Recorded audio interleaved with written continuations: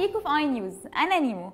اي نيوز هنتكلم في مواضيع واخبار كتير جدا هتعجبكم. هنتكلم على كل حاجه بتحصل في مصر وبره مصر. تابعونا.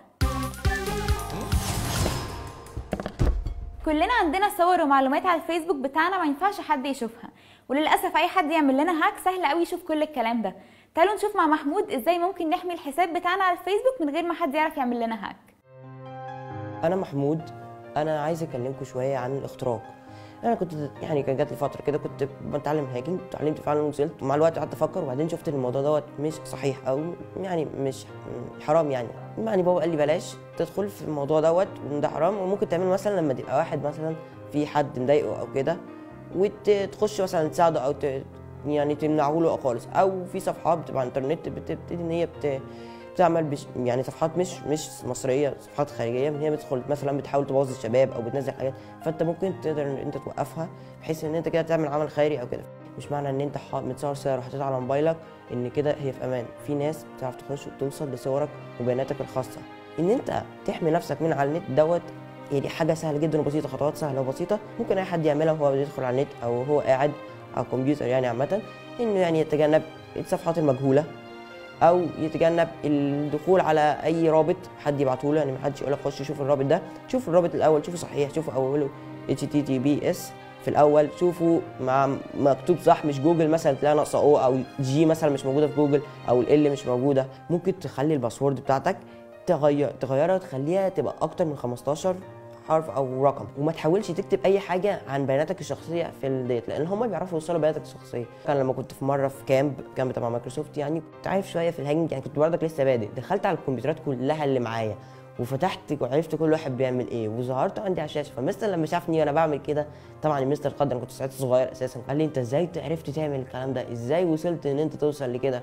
خدني وعرفني على ناس في المايكروسوفت كده وكانوا عايزين يشغلوني، بس انا عشان صغير فطبعا ان انا اشتغل في شركه او كده، وجالي بردك عقود عمل بره. كنت عايز اقول لكم ان انا كواحد ليا في بروجرامنج كده، دي باخدها كهوايه. انا كنت نفسي اطلع طيار.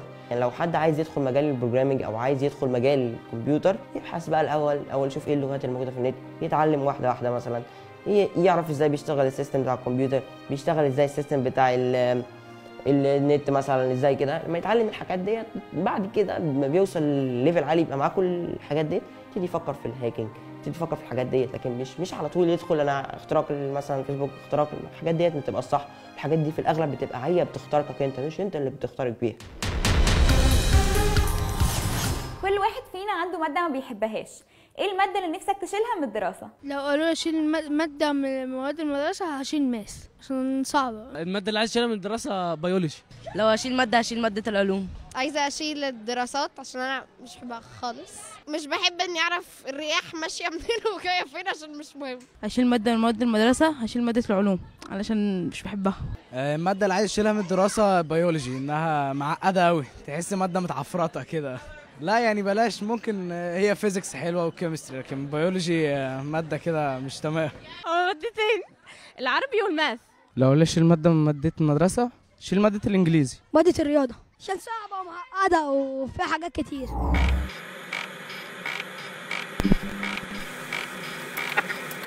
لما بتتضايق من حد بتروح تقول له في وشه اللي مضايقك، ولا بتقعد ترمي له كلام على الفيسبوك؟ لما بتضايق من حد ماليش في جو البوستات على الفيسبوك خالص، باجي اقول له دبش في وشه كده.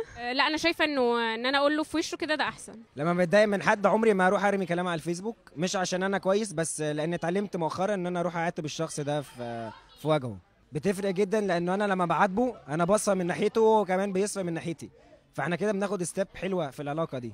باجي اقول له، او لو هو مثلا عارفه شخصيته ان هو مش حابب ان هو يجي او انا قلت له هيتضايق، بحاول ان انا ابسطها له لو انت حد عمل معاك كده بس. لما بتضايق من حد ما بكتبلوش على الفيسبوك، بس بروح اعاتبه على طول. لما بتضايق من حد مش بلاقي كلام على الفيسبوك، انا لما بشوف حد يعمل كده ببقى انا نفسي متأزمه ومش دايما بعاتب اللي قدامي، على حسب الشخص ده قريب مني ولا لا. ممكن احيانا بيكون الشخص ده ما يكونش قريب مني ومش بعرف اعمل كده.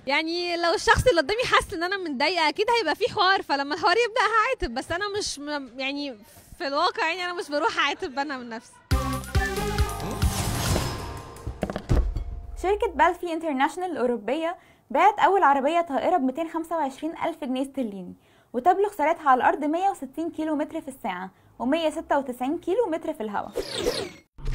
الشركة المصرية للاتصالات هتقدم خدمات المحمول بإمكانية ال 4G في مايو المقبل.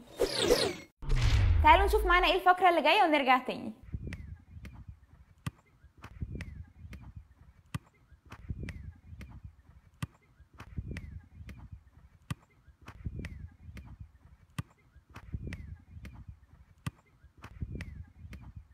أنا اسمي نادية، عندي 15 سنة، بقالي 3 سنين بلعب كورة. احنا بلعب في ايمز، بقالنا بندخل دوري وكابس وكده، وتعلمنا ان احنا نلعب في تيم ونكسب او نخسر، بس لما بنخسر ما بنزعلش، احنا بنتعلم وبنلعب كلنا مع بعض كتيم وكده، وما بنزعلش من بعض خالص وبنشجع بعض. وبكده خلصت حلقتنا النهارده من اي نيوز، يا رب تكون عجبتكم واستفدتوا منها. هنستناكم تتابعونا على السوشيال ميديا ودايما قولوا لنا رايكم. باي باي.